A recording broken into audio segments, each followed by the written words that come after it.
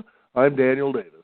Back on the program today is mystic healer Sonja Grace. If you remember last year in 2016, she gave us our yearly prediction to discover what would be going on and what would be in store for our future.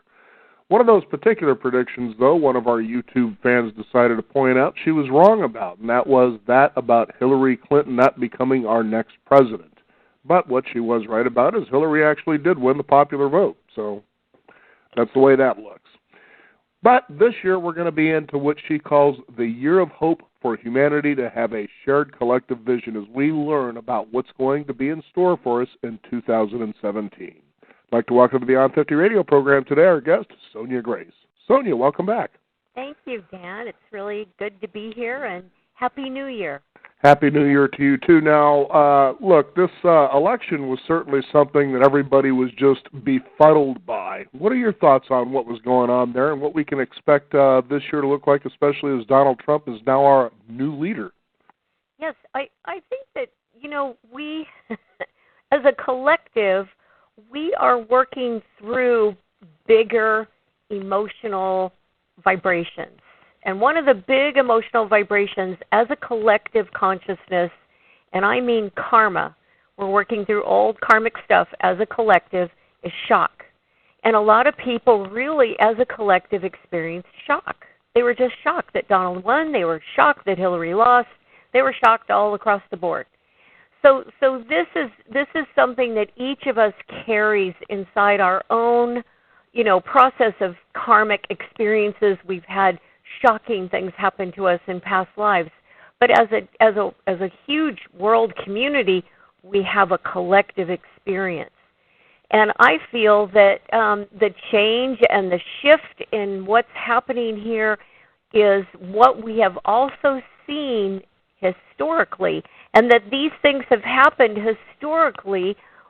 If we just look at the the history of what's taken place in this country and around the world, we can start to see a pattern, and this is all a part of that pattern. Now, does it look encouraging, do you think, this year? I think it looks very encouraging.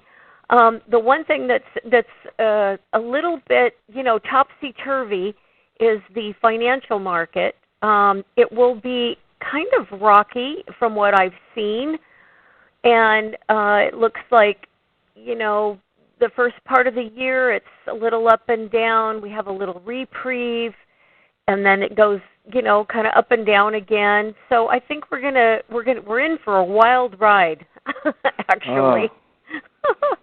And I'm not saying there's going to be a crash. I do not see a financial crash at all. I think that we're going to sort of billow out and keep expanding, but somewhere in that expansion, there may be some little mini contractions because we're adjusting to a new vibration. Mm-hmm. Now, what do you think the financial markets are going to look like this year? Well, just what I said. It's kind of up and down and a bit rocky, and I think that we're also facing some global market shifts. I think China's going to be the toughest on us. I think that their real estate market is going to completely bubble out. I think France is going to have some possible, European currency difficulties, and I think that a lot of these, the shift that we just made in our political structure obviously reverberates throughout the world. And I think that there's going to be some sanctions that are very tough for the U.S. to deal with. And we're going to be probably looking at China and, of course, Russia, in a different way. Interesting stuff here. So people can feel encouraged, but, it's still going to be a roller coaster ride, it sounds like. Yeah, change is good. If we look at history again and see, I was kind of chuckling this morning because the way that I see this is that when we become, complacent, and I call it fat and happy, where we're not running from saber-toothed tigers, and we're not freezing to death, and although we are here in Portland freezing to death, but we're not trying to survive some element that we don't have homes and shelters and heat. when we become complacent, fat and happy, we're kind of in that space now in this country where no, not everybody is taken care of, but a lot of people are taken care of. And with that being said, the nature of humanity, of our species, is there's usually a disruption that follows that, that kind of complacency, if you will. I keep thinking of the fall of the Roman Empire. I don't see this being the fall of the empire. I see this being an expansion of the empire.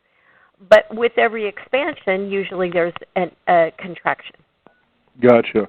Yeah. Now, how about the environment? I know you mentioned, it is, of course, cold in Portland, Oregon. I believe there's a lot of snow and that sort of a thing. I remember you were talking about an ice age. Are we seeing ourselves maybe moving out of something like that, or is it going to increase? I think it's going to continue to get worse. I think that we will experience, really, really hot temperatures and really, really cold temperatures.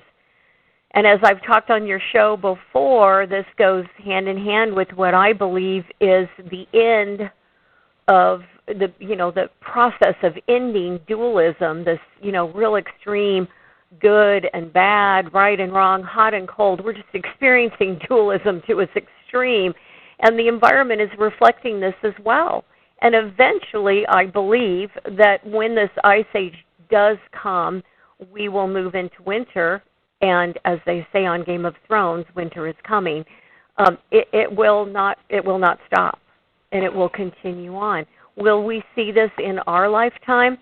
No, I think we're going to see the heavy progression of it, but it's probably more like our kids' lifetime. And certainly my message that you talked about at the beginning of the show, the reason that I feel it's so important that we all carry that, that flame of hope within us is because our children look to us. They're looking at us as to what kind of message and what kind of feeling we have about the future. And if we don't have hope, then, what do they have?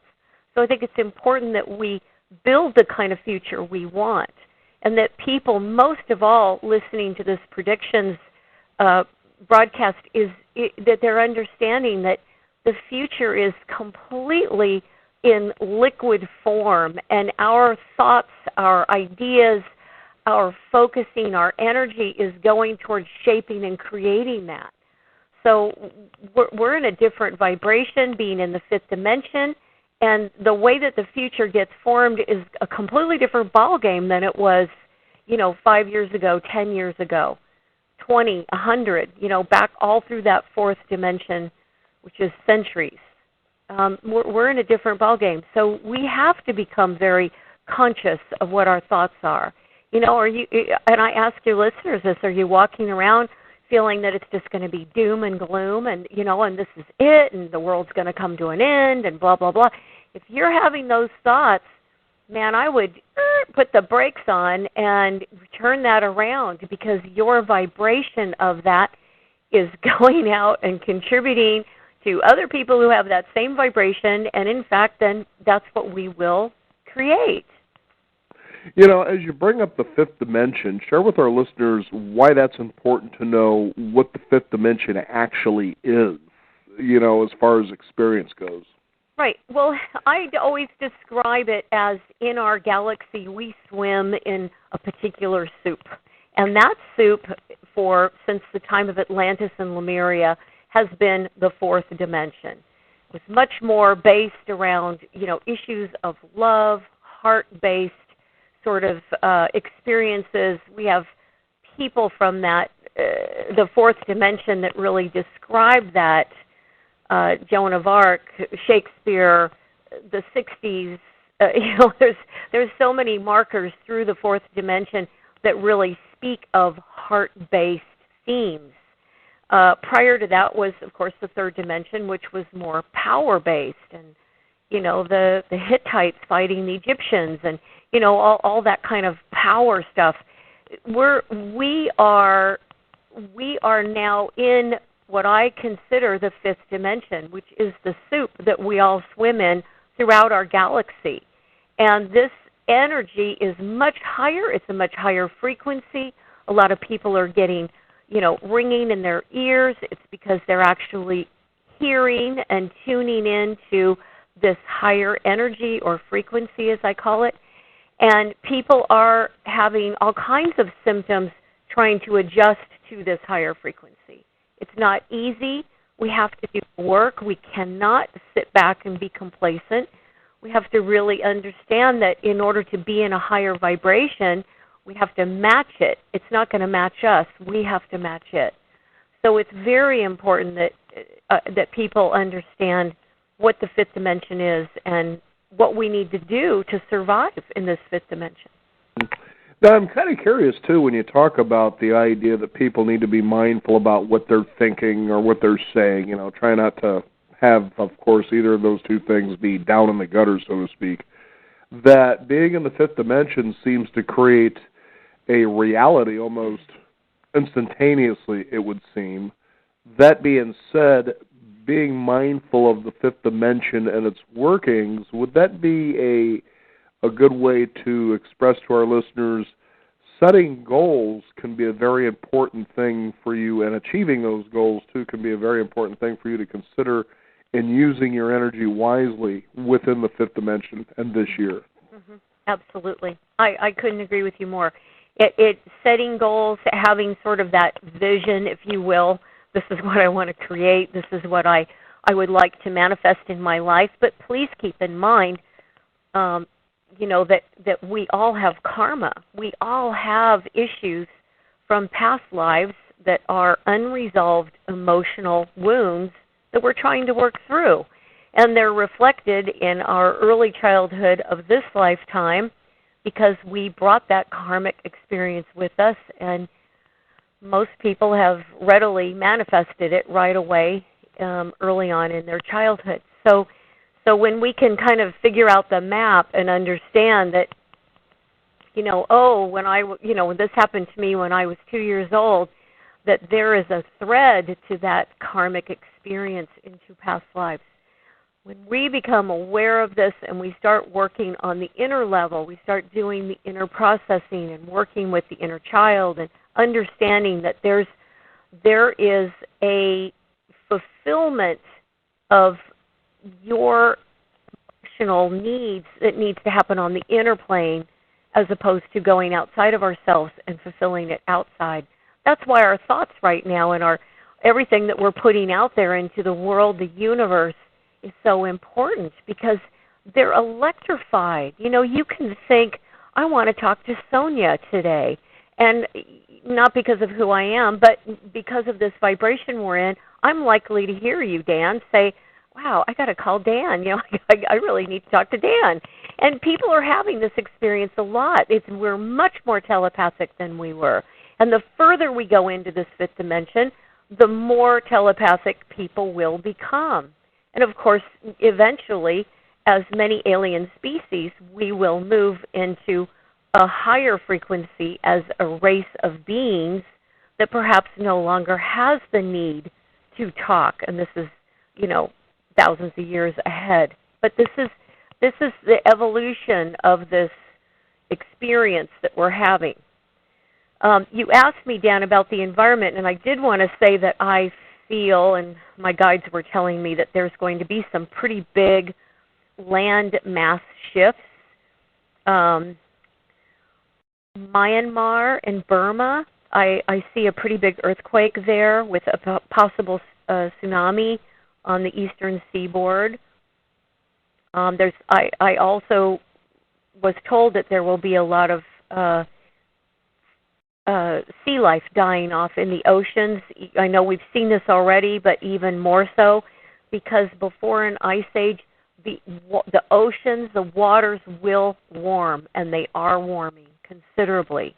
They're rising and they're warming. This is always a sign that there is an ice age coming.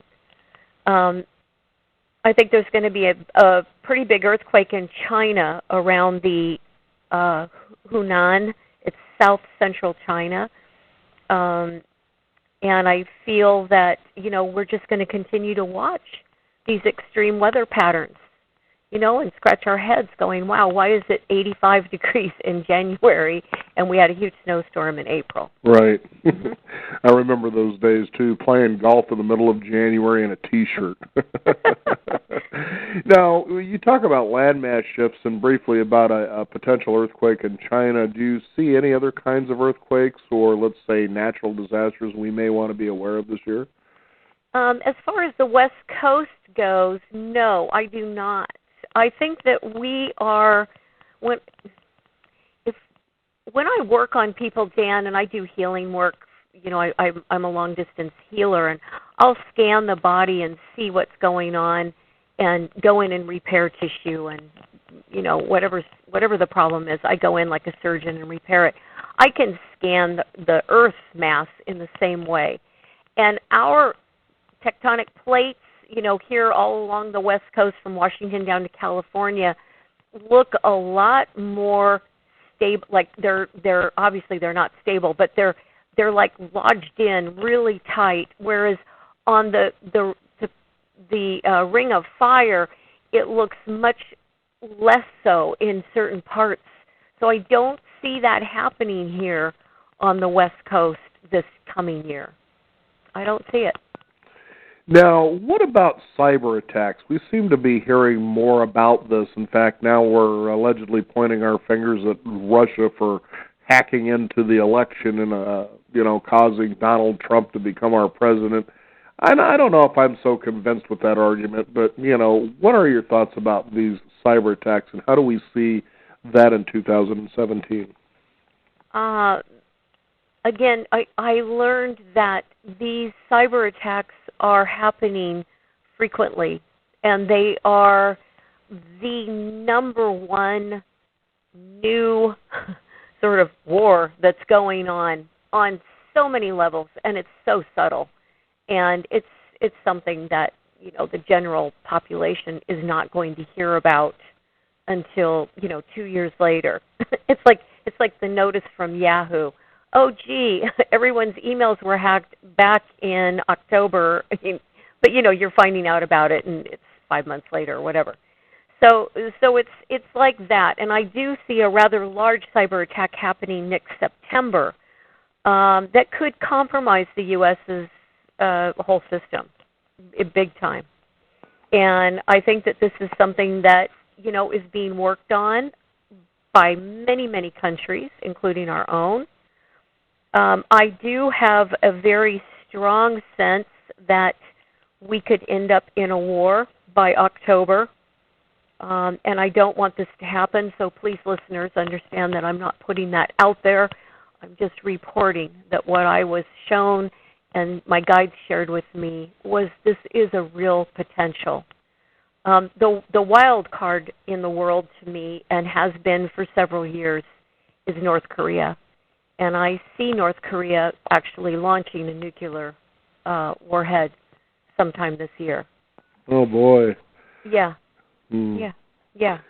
Well, that being said, would there be anything good for 2017 that we can all be aware of? Exactly. I was thinking that. This morning I was thinking, gosh, why do predictions always end up being sort of the doom and gloom of what we have to look towards? And I'm glad you brought that up. I think that there's a lot of really good things that will come this year for people.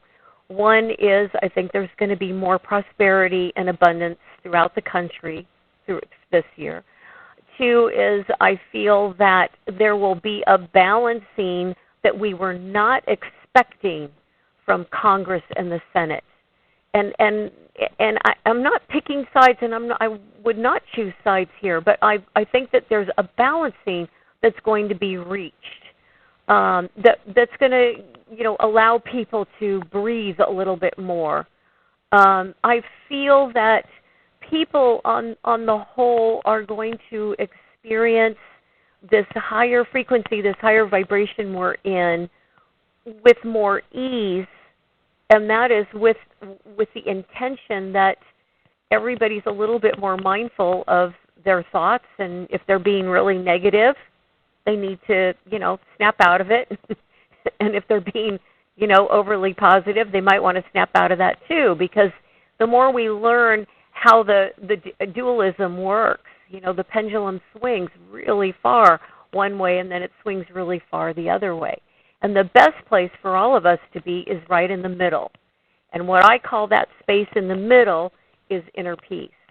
We cannot obtain inner peace unless we go within and we really do the inner work. So now, would you suggest or say a good piece of advice for our listeners is this year, go with the flow, but with intention? Yes, go with the flow with intention. Be mindful of your thoughts. Be mindful of your negativity if you're putting it out there. Be mindful of your willingness to, you know, do I want to be in resistance or do I want to allow for the process to be what it is? Because when we start individualizing ourselves and saying, oh, well, I feel this way and this should have happened and blah, blah, blah, we are no longer really taking responsibility for the fact that we are here because as a collective, this is where we have arrived to. And every part of the collective is a part of it and instrumental to getting us where we are now. The only thing I hope for, and that I ask that seed of hope to go within all of us, and we carry that for our children and our grandchildren, is that we take a look at what our responsibility is. Maybe it's so simple as, you know, someone has had, you know, this kind of this nagging feeling in the back of their mind that, you know, the world's going to come to an end, you know, like something really bad's going to happen. Well, you know, we've all been there before. Many of us experienced the fall of Atlantis and Lemuria. Many of us experienced the fall of the Roman Empire. Many of us experienced different cataclysmic events through history. This is the time now in this higher frequency for us to heal those things, for us to carry a different thought in our mind, for us to really project out into our lives and our communities that we want the best for our children that we can have. And if it's not, you know, like we're going out there and actually physically doing something, we're holding the thoughts in our minds of how we want this world to be for our children. You know, and it's such an interesting observation you're making there, because I remember during the elections, and, you know, not to continually recycle this, but there's some very important things for our listeners to consider.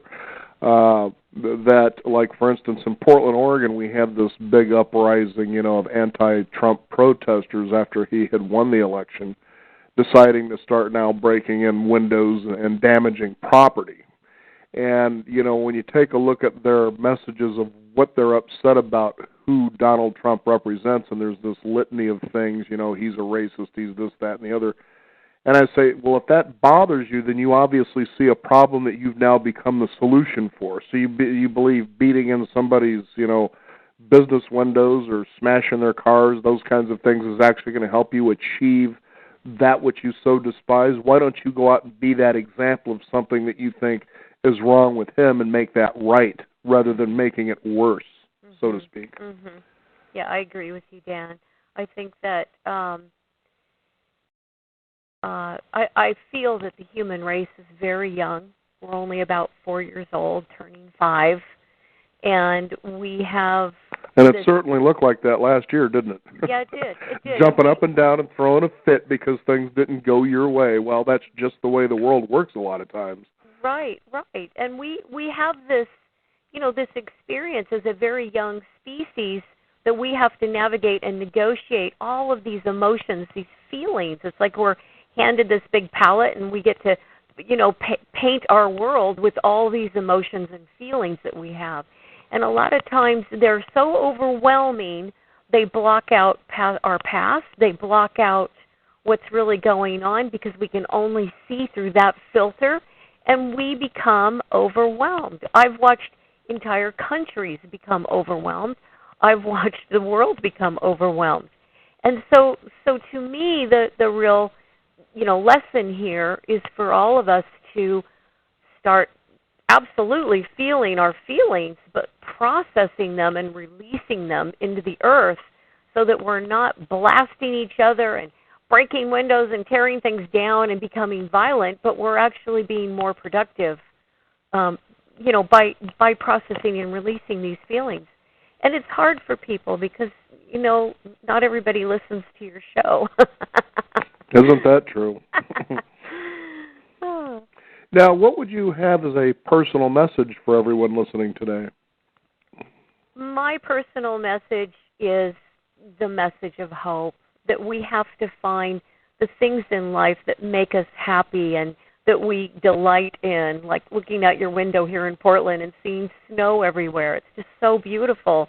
And really, thinking about your kids or your grandkids or something funny that someone said, and take that memory, that thought, and build off of that for your day. Build off of that. And if the news is too much, it's too overwhelming, turn it off. But use the things that are positive, that are really heartfelt, good feelings in your life to build your day upon, so that energy that you're putting out into the world is building something that you want to see, as opposed to worrying and having lots of anxiety about what you're afraid will happen. And to deal with that part of our experience, the fear, again, grounding your energy, meditation, coming to my meditation retreats, getting a session with me, all of it, getting yourself into a higher state of mind will help you to deal with your anxiety. It will help you to deal with your fear. Now, how can we best, or what would you be your best suggestions for us to, I guess, shift with the changes that are ahead? I think it's difficult for people to, if you've been a Democrat your whole life or you've been a Republican your whole life, it's like, again, here's two sides of the dualism that are splitting apart. And so it becomes more and more difficult for people to open their minds to, what is the other side really trying to say? What is it they really want to do here? Instead of drawing all these conclusions, they're going to do this, they're going to do this, they're going to do this, and it's going to be really bad. Okay? I think that if we can all put the swords down and say, okay, what is it you really want to do, and you want to change here, and this is how I feel, and this is what I want to change. Dan, honestly, both sides need to come back to the table with some respect and some compassion and understanding. Because, honest to God, all those people on whichever side of the fence you're on, everybody is human. Everybody has feelings. Everybody has to brush their teeth and take their socks off before they go to bed or whatever. It's like everybody is human here.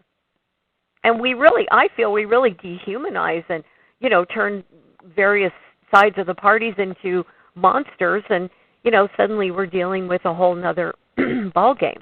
Right. But they're all humans. Yep, we're all in this together. I've always said that. We are. Quit looking at sides here and look at coming together, because all sides are supposed to help serve all of us in the first place. So it's pretty interesting stuff. Well, it is. And what's sad to me is we've been here before. And like I said at the beginning of the show, if people would look back in history at some of the conflicts and wars and things that have happened, we've been here before. And if we can, as a species, step up to the plate and handle things differently this time, I think it would be brilliant. Right. Mm-hmm. Well, there's always a chance for us to learn and to grow. The question is whether or not we're learning or growing. And I think this year is certainly one of those times, as you're suggesting, that sounds very positive for us to be able to do that very thing, and to also find a lot of happiness in this particular action that we're taking, known as the human experience. Mm-hmm. Sonja, always a pleasure to have you here on the program. If people want to get in touch with you, find out about your work, how can they go about doing that? Oh, thank you, Dan. My website is Sonja, Sonja, Grace, GRACE.com. I'm on Facebook. I'm on Instagram, Twitter, Sonja Grace Guide. You can follow me, and you can certainly contact me through those different sites. Well, very good. Sonja, thanks so much for joining us here back on the program today and giving us an encouraging heads up about what's ahead for us. Thank you, Dan. It was a pleasure to be with you today, and stay warm. Will do. Okay. And for our listeners out there, stay warm wherever you may be. You can also discover more by visiting us at beyond50radio.com. That is the number 50. We do encourage you to sign up for our weekly e-newsletter so you can stay updated on what's going on in the world of Beyond 50 as well as upcoming programs. We can also be followed on Facebook as well as Twitter by just simply finding at Beyond 50 Radio. I'm Daniel Davis. Thank you for tuning in. This is the Beyond 50 Radio program, and remember, live your day past halfway.